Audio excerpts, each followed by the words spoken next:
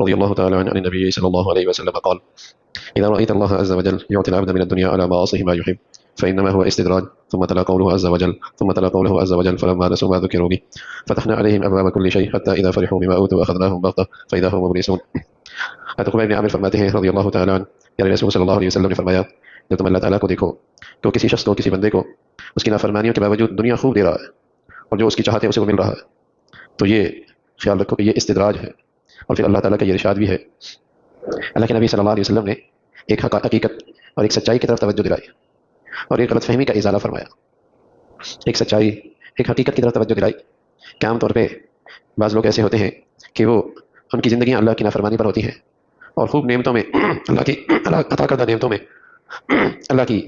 مخالفت میں زندگی گزار رہے ہوتے ہیں، لیکن دیکھنے میں یہ آتا ہے کہ دنیا کے لحاظ سے وہ بڑے خوشحال ہوتے ہیں اور یوں لگتا ہے کہ ان کی تو اس دنیا میں ساری چاہتیں پوری ہو رہی ہیں، جو خواہش کرتے ہیں وہ پوری ہو رہی ہے، ہر آئے دن وہ آگے بڑھ رہے ہیں، خوشحالی ہو رہے ہیں، نعمتوں کی فراوانی ہے، اسٹیٹس ہے، آسائش آرائش ہے بظاہر ملک۔ تو اس سچائی، اس حقیقت کی طرف توجہ دلایا کہ یہ خیال نہ کرنا کہ یہ ان کی دنیا کا انہیں ملنا کوئی ان پہ اللہ کا کرم ہے، یا اس پر کوئی اللہ کی مہربانی ہے، یا ان پر کوئی اللہ کا فضل ہے، یا یہ کہ اللہ ان سے بڑا راضی ہے، یا یہ ساری چیزیں ان کے لیے بڑی خیر کی چیزیں فرمانا، ایسا نہیں ہے، بلکہ یہ اللہ کی طرف سے ایسے جھیل ہے، اور اس جھیل کا بسا اوقات نتیجہ یہ ہوتا ہے کہ اسی نافرمانی میں زندگی گزرتی ہے اور مست رہتا ہے اور کوئی اسے احساس نہیں ہوتا، اور جب اللہ کی پکڑ آتی ہے تو پھر یہ ایسا مایوس ہوتا ہے کہ سنبھلنے کا موقع بھی نہیں ملتا،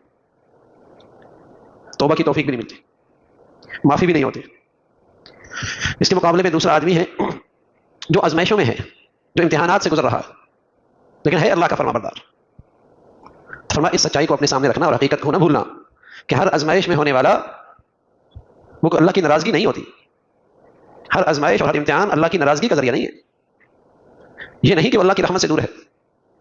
یہ نہیں کہ اس پہ اللہ کا کرم اور فضل نہیں ہے۔ بس اوقات اللہ کے فرما بردار کسی آزمائش میں ہے تو یہ آزمائش بھی اس کے حق میں اللہ کی رحمت اور اللہ کا کرم ہے، اور اللہ کا نافرمان نعمتوں کی فراوانی میں ہے تو یہ نعمتوں کی فراوانی بھی اس پر عذاب کی ایک قسط ہے، عذاب کی ایک شکل ہے۔ یہ ایک حقیقت، یہ ایک سچائی کی طرف توجہ دلائی کہ غلط فہمی میں نہ رہنا کہ نافرمانیوں کے ساتھ جو تمہیں دنیا مل رہی ہے یہ اللہ کا فضل نہیں ہے،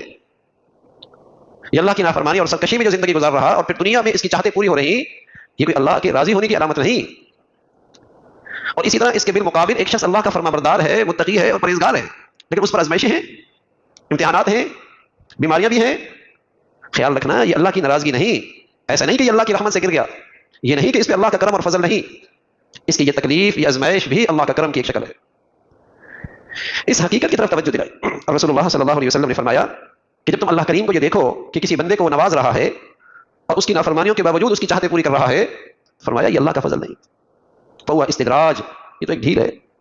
اور پھر قرآن کا یہ ارشاد ہے کہ جب اللہ کو وہ لوگ بھول گئے، اللہ کی نصیحت کو، اللہ کے پیغام کو بھول گئے، تو اللہ نے ان کے لیے دنیا کے ہر دروازہ کھول دیا، ادھر سے بھی آ رہا، ادھر سے بھی آ رہا، ہر طرف سے آ رہا، فتحنا علیہم ابواب کل شیء۔ لیکن جب خوب غرور میں مبتلا ہو گئے، اترانے لگے اور سرکشی کی انتہا کو پہنچے، اخذناہم، اچانک اللہ نے ایسا پکڑا کہ سنبھلنے کا موقع بھی نہیں، کہ توبہ کر لیتے، معافی مانگ لیتے، اپنی غلطیوں اور گناہوں کا احساس ہوتا، اسی مستیوں میں رہے اور اسی حال میں موت آ گئی اور ہمیشہ کی ہلاکت اور ہمیشہ کی بربادی اس کے سر آ گئی۔ نافرمانیوں میں جیا، اس پہ مر گیا، اور بس اوقات کی نافرمانیاں تو آدمی کو ایمان سے بھی محروم کر دیتے، خاتمہ بھی اچھا نہیں رہتا۔ اس کے بالمقابل بس اوقات آدمی کوئی غلطی کرتا ہے اور اللہ کی طرف سے تنبیہ ہوتی ہے اور فوراً ہوش آ جائے، فوراً معافی مانگنے لگ جائے، بس اوقات وہی آزمائش ہے اس کی خطاؤں کی معافی کا ذریعہ، اس کے دل کی نرمی کا ذریعہ، اس سے بس اوقات اس کا غرور ٹوٹتا ہے، تکبر ٹوٹتا ہے، بڑائی ٹوٹتی ہے، ہوش آ جاتا ہے کہ میں انسان ہوں، محتاج ہوں، تو وہ اس کے حق میں رحمت، وہ اس کے حق میں خیر، کہ ہوش آ گیا، سمجھ آ گئی۔ تو پیارے رسول صلی اللہ علیہ وسلم نے اس سچائی کی طرف توجہ دلائی کہ ایسا بالکل نہ سمجھنا کہ کوئی نعمتوں میں اور اپنی چاہتوں میں زندگی گزار رہا کہ شاید کہ اللہ کا فضل ہے، اس کی مہربانی ہے، ایسا ہرگز نہیں، کیونکہ یہ اللہ کا نافرمان ہے اور اس پر اسے نعمتیں مل رہی ہیں تو اسے تو خوب ڈرنا چاہیے، اس لیے کہ اللہ کا نافرمانی پہ زندگی گزار رہا اور اسے خوب اس کی چاہتیں پوری ہو رہی، اسے تو خوب اللہ سے ڈرنا چاہیے، یہ اللہ کی بڑی ناراضگی کی شکل ہے، اسے خوب اللہ سے ڈرنا چاہیے۔ اللہ کریم کہہ رہے اگر اندیشہ یہ نہ ہوتا کہ سارے لوگ کفر کے راستے پہ آ جائیں گے تو میں اپنے نافرمانوں کو اتنا دیتا کہ ان کے چھت بھی، ان کی سیڑھیاں بھی، اور ان کے بستر بھی، اور ان کے تکیے بھی سبھی کو سونے چاندی کے بنا دیتا۔ اگر یہ نہ ہوتا کہ سارے انسان کفر کے راستے پہ آ جائیں گے، کافروں کی یہ ترقی اور خوشحالی دیکھ کر، دنیا کی یہ ٹھاٹھ باڑھ دیکھ کر، اگر یہ نہ ہوتا تو میں ان کافروں کو، اللہ کے نافرمانوں کو، اپنے نافرمانوں کو اتنا دیتا کہ ان کے گھروں کی چھت، سیڑھیاں، تکیے سب سونے چاندی کے ہو جاتے۔ یہ اللہ نے قرآن میں فرمایا۔ اور فرمایا یہ کوئی ایسی بڑی بات نہیں، اس لیے کہ وَإِن كُلُّ ذَلِكَ لَمَّا مَتَاعُ الْحَيَاةِ الدُّنْيَا، یہ سب دنیا ہے، اور یہ دنیا کا مل جانا یہ کوئی اللہ کی راضی ہونے کی علامت نہیں. وَالْآخِرَةُ عِندَ رَبِّكَ لِلْمُتَّقِينَ، اور آخرت یہ بڑی چیز ہے، اور یہ پرہیزگاروں کے لیے، یہ پرہیزگاروں کے لیے ہے، چاہے اس کے پاس دنیا ہو یا نہ ہو، لیکن ہے اللہ کا فرما بردار، ہے اللہ کا متقی اور پرہیزگار، یہ خوش نصیب آدمی، یہ قابل رشک ہے. تو پیارے رسول صلی اللہ علیہ وسلم نے اس سچائی کی طرف، اس حقیقت کی طرف توجہ دلائی کہ آدمی اس غلط فہمی میں نہ رہے کہ نافرمانیاں بھی چل رہی ہیں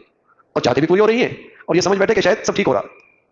یہ نادان سمجھ بیٹھے کہ سب اچھا ہو رہا، سب اچھا نہیں ہو. نافرمانیوں کے ساتھ تو کبھی اچھا نہیں ہوتا.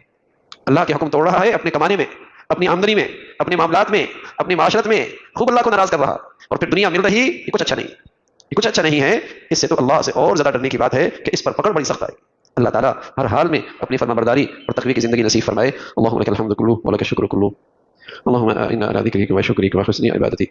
نستغفر الله ونتوب اليك، نستغفر الله ونتوب اليك. سبحان ربك رب العزة عما يصفون وسلام على المرسلين والحمد لله.